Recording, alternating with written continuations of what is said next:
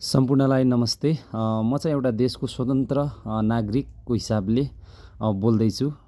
जुन पनि देशमा योभन्दा अगाडि राजनीतिहरू भयो र अहिले थापाथली सुकुम्बासी बस्तीकै कन्टेक्स्टमा भन्नुपर्दाखेरि पनि जम्मा 22 वटा परिवार मात्रै सुकुम्बासी भेटिएको रहेछ के।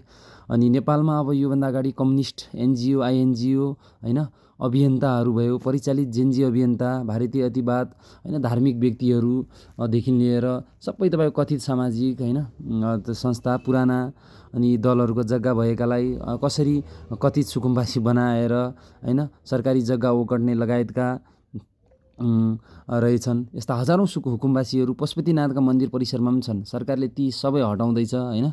अनि थापाथलीका नदी किनारमा चौरमा हजारौँ घरमध्ये अहिलेसम्म जम्मी 22 जना मात्र वास्तविक होइन सुकुम्बासी भेटिएका छन्।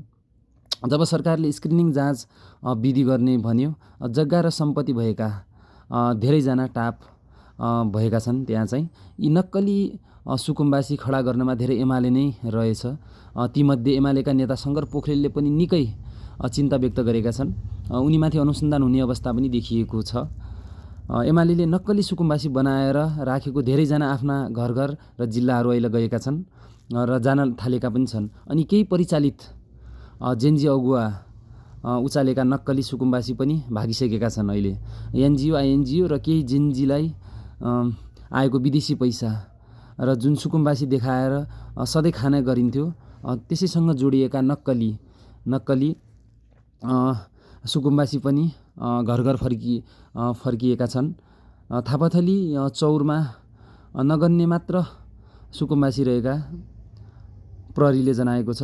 उहाँहरू सबै घर घर गइसक्नुभयो। प्रहरीले भन्यो, देख्नुभयो नेपाल किन नबनेको, यो त मुलुकभित्रको एउटा सानो सङ्केत मात्र हो।